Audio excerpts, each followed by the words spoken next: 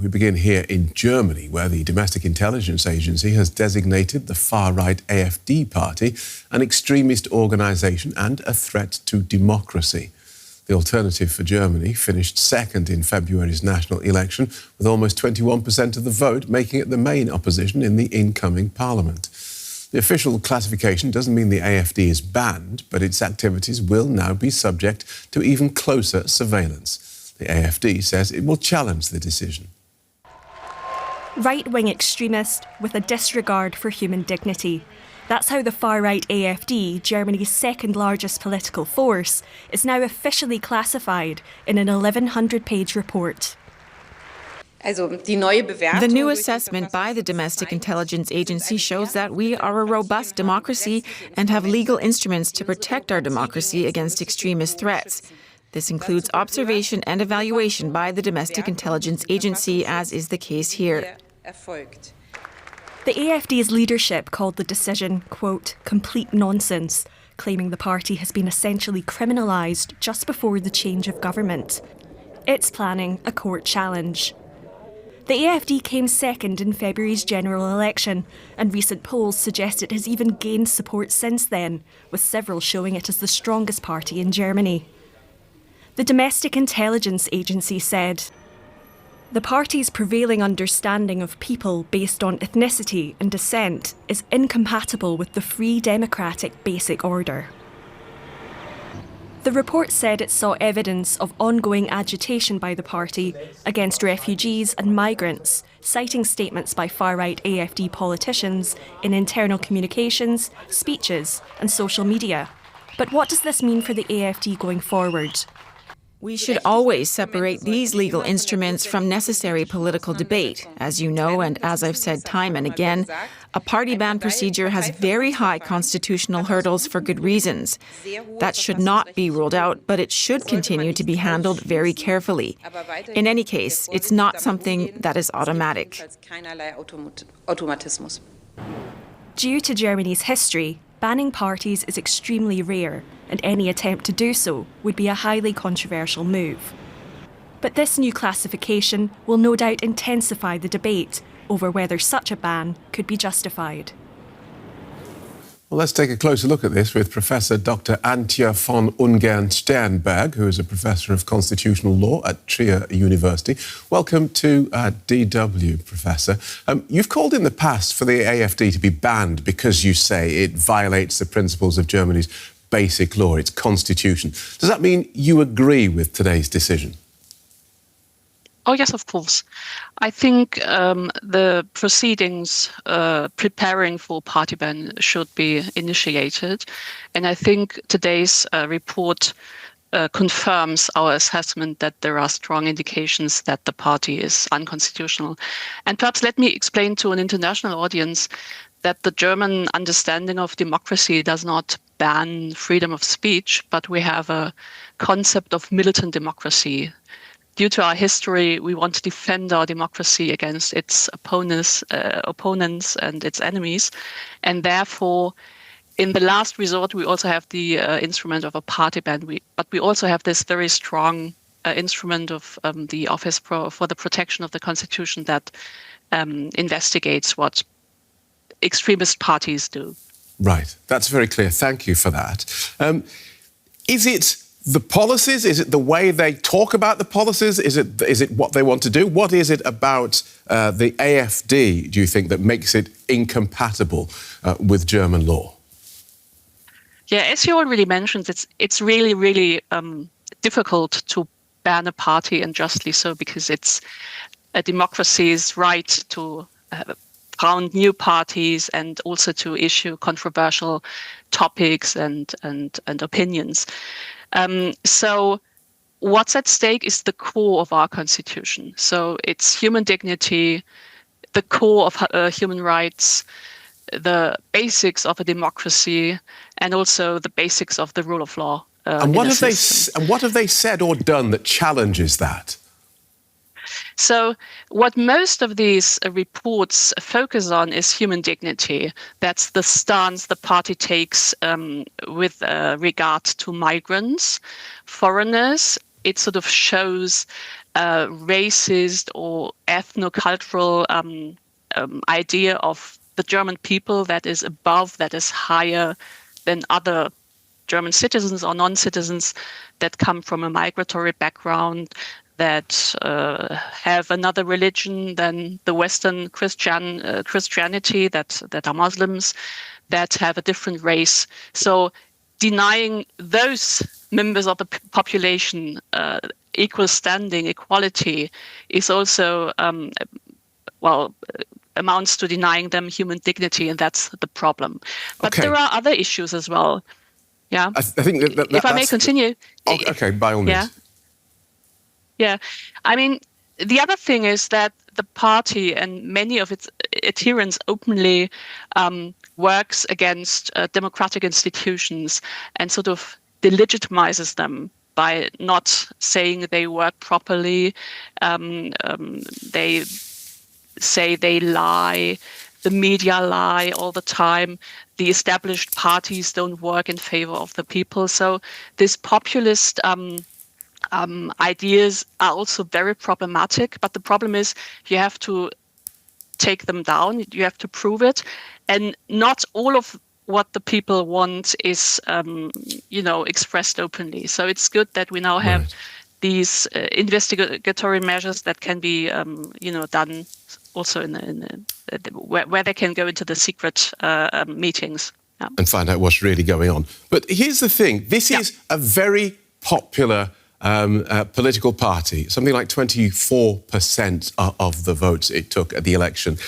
Do you believe that 24% of German voters who voted for the AfD subscribed to these notions of working against democratic institutions and working against people's dignity? Well, I'm not so sure. I mean, some of them probably simply feel left behind. It's, problems that many Western societies have, the contrast between city and countryside, West and East in Germany, well-off, well-educated population and the worse of women and men. So that's rather general problems. People feel left behind and they just vote for the party who's most opposed to anything that goes on in the established system.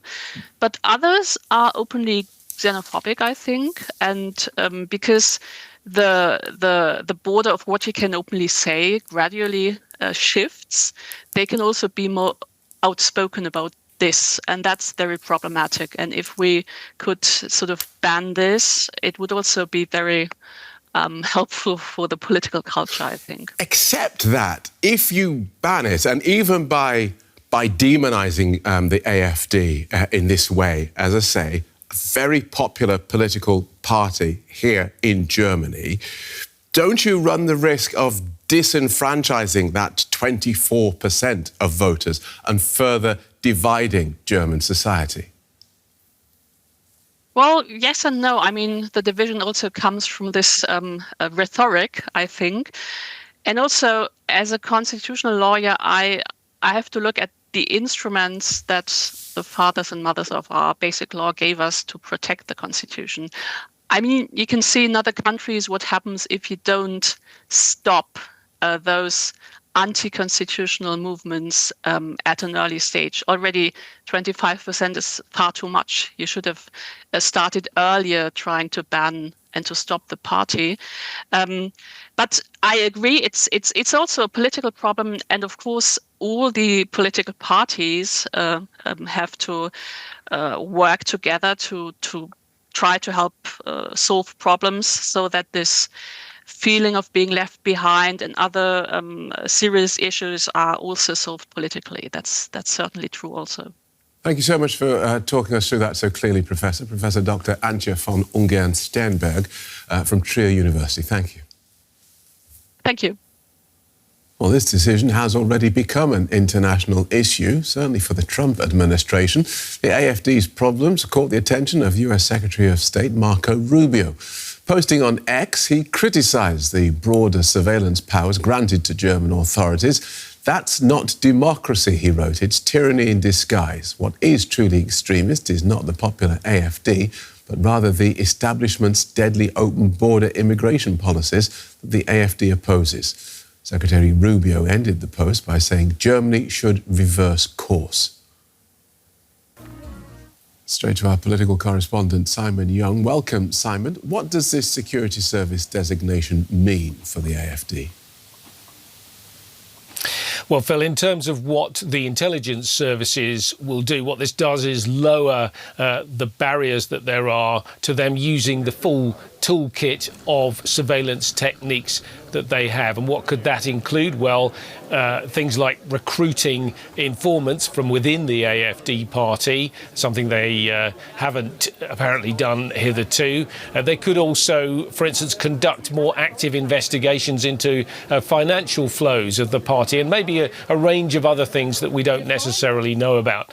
Now, I think there's also a political aspect to this, a serious consequence really for the AfD party, that this strengthens the case clearly of those who seek to combat their activities. There are those who say they should be excluded from parliamentary committees, for instance, that funding should be withdrawn from them. And ultimately, there are those who are campaigning to get the AfD banned completely. So this obviously plays into that idea that action should be taken against an extremist party.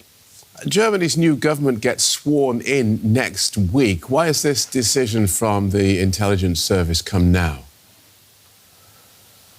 Yes, well, I think the decision to release this information, to make this a news story now, has really been taken by the outgoing Interior Minister Nancy Faeser. And now she says that, this is just the time that she's received all this information and it's necessary to put it out there in a timely fashion. But some people are pointing out that this could trip up Friedrich Merz, the man who is set to become Germany's new Chancellor next week. He has recently wobbled a little bit on the way that he thinks, the AfD should be dealt with. He's put a motion through the Bundestag, ultimately with the support of the AfD. Some in his party have said that this far-right party should be treated just like any other political party as a normal part of the political scene.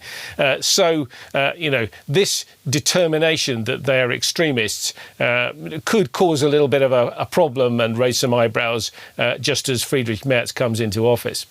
This security service report was something like 1,100 pages, none of which have been published. Won't that give rise to more conspiracy theories and allow the AfD to play the victim? Well, Phil, it seems very likely the AfD will say that this just shows that they're vilified by the state. They'll say that the government is using sort of underhand methods, isn't telling them or anyone else what's really the evidence against them. But I have to say that, this report is based on a very comprehensive investigation by the domestic intelligence services. It's taken 3 years to complete. And, just to underline what they're saying that this party devalues whole groups within German society. It violates people's dignity. These are pretty serious charges. A lot of the evidence apparently comes from publicly available sources, public political speeches. So none of that is secret. But of course, there may be names and details within all the evidence that, it's fair enough for the intelligence people to say, well, we don't want all of that out in the public domain. That's why it's being kept secret. OK, the AfD is popular. It's hard to think which way this might go. Being labelled as extremist, will that make them less popular, or could it have the opposite effect? Yes, well, it will be interesting to see how people widely, and particularly AfD supporters, react to this news. In the general election earlier this year, 20% of voters gave their support to the AfD. But I think the point is not all of them wholeheartedly endorse everything the AfD says, in particular some of the more extreme rhetoric. A lot of those people were sort of protest voters sending a message to the other parties. So it remains to be seen, will those people say, I want to protest perhaps, but I don't want to lend my voice to what is now been more clearly stated to be an extremist party that is working to undermine the democratic order in Germany. Thanks for that, Simon. DW political correspondent Simon Young. And the idea of banning the AfD from the German parliament was first raised by our next guest and several other members of parliament. Till Steffen is a member of the German Bundestag for the Green Party. Mr. Steffen, there has long been discussion among the other parties about a potential ban on the AfD. How would such a ban work, and how could this new classification of the AfD influence that decision?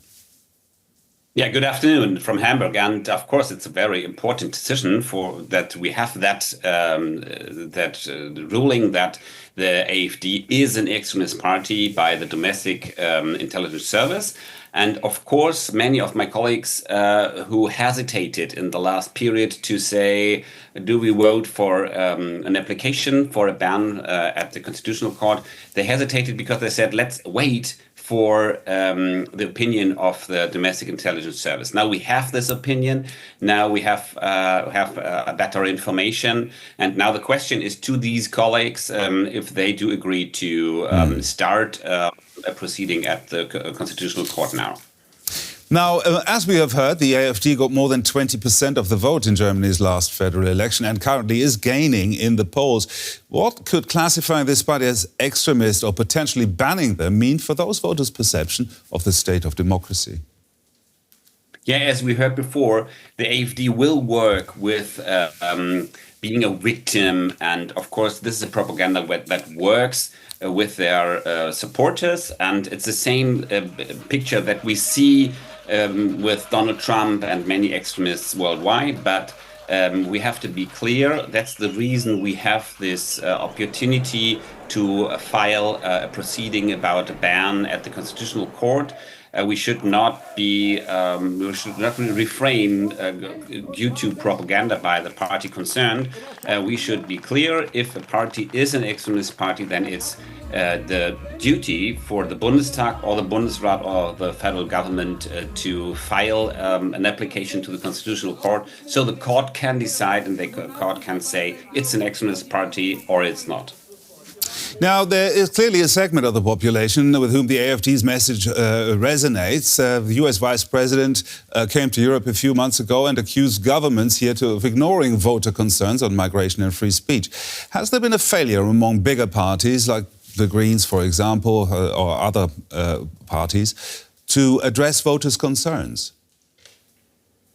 I think it's very important to address those concerns, but of course, if a party is founded on racism, you won't find racism with more racism from other parties. That's what we saw when there has been propaganda against refugees in the last month and years, and that was not successful. You have to be very clear. If you want to fight a party like the AfD politically, you have to make clear what their goals are and what they are doing. They want to divide the society. They want to make people to enemies to each other. And that's not the way we will succeed in our society. And that's the same for other societies. And that's the strategy of the right-wing parties to divide societies. And that will not be a way to fight extremism. But why do you think the AfD is continuing to gain ground in Germany?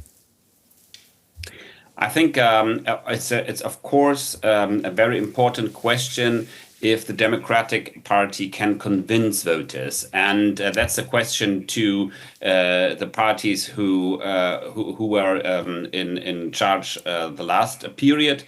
Because we haven't been very successful. We have been quarreling all the time. That is a problem for voters to be convinced. But at the same time, the new coming in Chancellor Friedrich Merz, he promised we don't need any more debts in order to address any things. We just will be able to fund everything with the money we have. And some days after these elections, he said, "Oh, we need more debts now." And so people say, you have been lying to us. And that's, of course, a problem if you want to convince voters who have a distance to the democratic system, if the democratic system is not true to them. So it's really a problem if parties behave like that. Till Steffen, there, Member of Parliament for Germany's Green Party. Thank you very much.